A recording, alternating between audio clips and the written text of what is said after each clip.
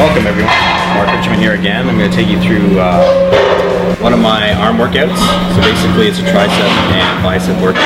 Arms are not really a big body part, so you really don't need to do a whole whack of sets and a whole whack of exercises.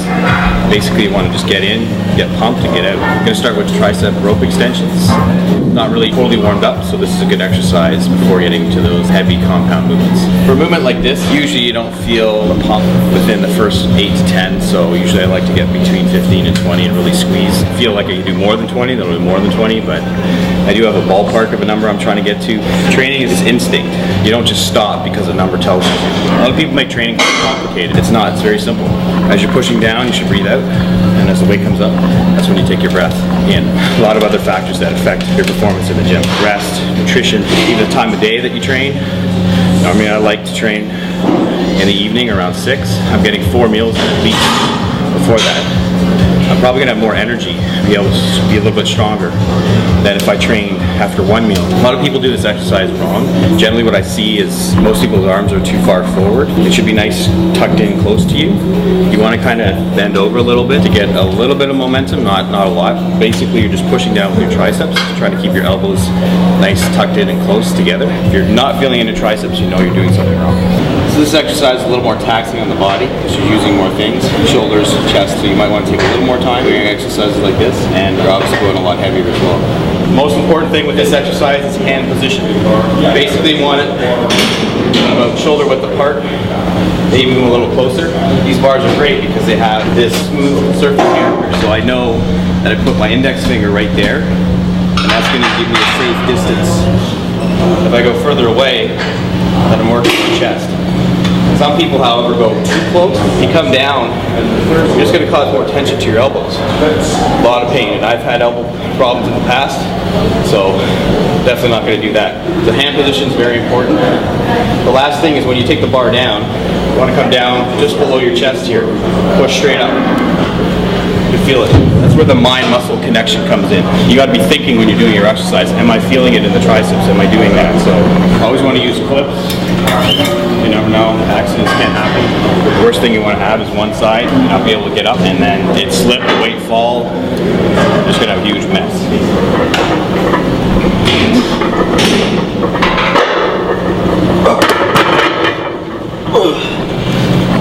Five. I'm going to drop it 1. Usually I don't like to do less than 6. When I did the 315, I wasn't planning on taking a plate off. I had a number, I wanted to go for 8 reps, ended up getting 5. I could be discouraged and say, oh, that was horrible, but I wanted to go positive. That's what I mean when I say training instinctive. So my third exercise is just old school dips. Positioning, once again, seems to be a common theme. If you actually go too far forward, you're going to hit more of your chest. You want to make sure that your body's 90 degrees when you're going up and when you're coming down. That way you know you're hitting your triceps. Any tricep movement is a pushing motion. The other thing is going low enough. A lot of people only move like 1 or 2 inches. You got to make sure that you go as far down as you can and then push back up. Your triceps will tire out a lot faster if you do that. But also, that's the point of the exercise, because you basically want to tire out the muscle and then move on. I prefer body weight. I've just done 315 on close grip bench, so my triceps are pretty exhausted. Usually I give between 15 and 20, sometimes more, so we'll see. Some people do wear a belt and they put a plate and stuff. I'm not totally against it, but that's where you also see people when their technique isn't very good. They're actually leaning forward to support themselves, or they're doing, you know, they're kind of flinching, or the movement isn't smooth, and as soon as you're fidgeting or whatever, you know it's taking away from the muscle and contracting it properly. That last set, I just did 25 reps. I had a number in my head, which was 20, so that's what I did in the first set. If you know you can do more, you got to do more. It's pushing yourself beyond limits that you think are possible, but you won't know that until you actually do it.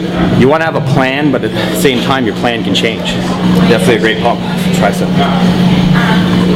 It's an old school exercise, but it's a good one. Last exercise I'd like to do, just try to get that last little blood into the tricep. It's just a single arm tricep push down.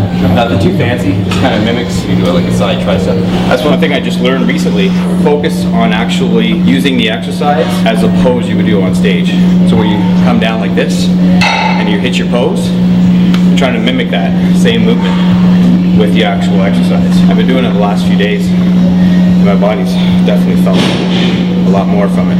So I rest a lot less just because this is not really taxing. I'm not pushing heavy weight off myself or anything like that. It's just going for that pump so you can't go anymore.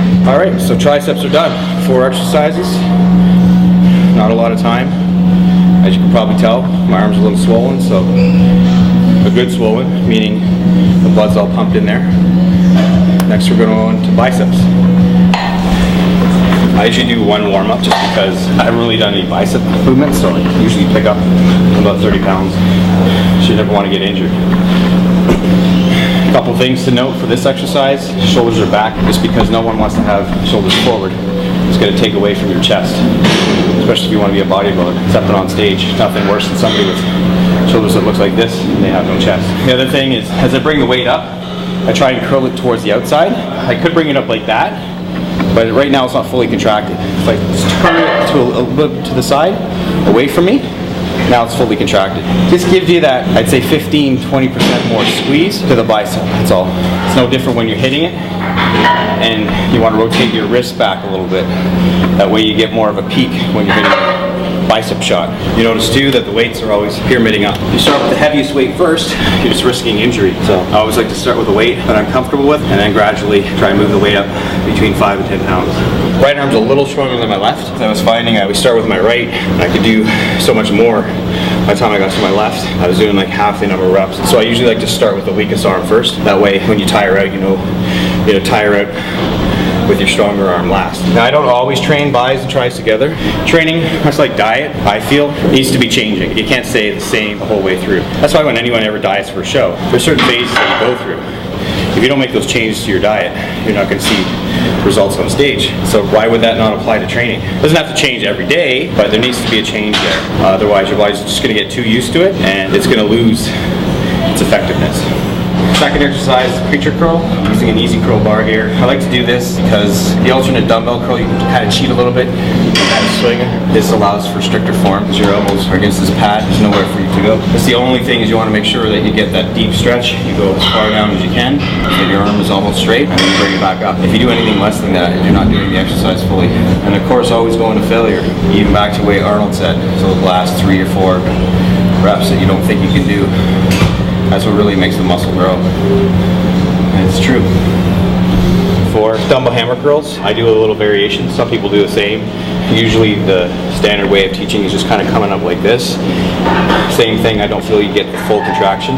So what I try and do is come to the side of my body and then turn the dumbbell away from me to get that extra 15 to 20% squeeze. At the same time, I like to hold the weight in the other arm.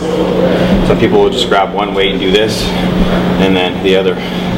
I just find keeps your body stable. Hold it on the one side as well. There you know why I start with the left first. Even though this is the stronger arm, I still struggle with those last couple. But I was able to do it. If I started with the right arm, I probably couldn't have done those last 2 reps. Just strength isn't there. 3 sets does it for me. Some people might do 4. Just do it, get it pumped, and then get out. And that's hammers for you. Now, last exercise, cable easy curl. Last exercise, so I'm not really focusing on weight too much. I'm just focusing on trying to get that extra squeeze. Feet relatively close together. You want to lean back a little bit because you have the cable to help you. And you want to make sure your shoulders are back and chest is out. And really focus on trying to squeeze. If your shoulders are forward, chest is forward, it's going to take away from being able to contract your arms fully. I was trying to execute everything to the best that it can be executed and eliminating body parts that could interfere with the exercise itself. Grip 2, some people when they do an exercise, they go, oh, I really felt that on my wrist and my forearm's starting to bother me. It's because you're squeezing too hard. You want to squeeze obviously hard enough so that you're not going to lose your grip, your hand's going to fall off. But at the same time, if you grip too hard, you're focusing on all their energy on trying to hold that bar, it's going to take away from the muscle that you should be using, or that energy that could be used So grip, yes, but try and have a comfortable grip that's firm enough that you're not going to lose your grip, but at the same time you're not stressing your forearms and your wrist. There you have it. Arms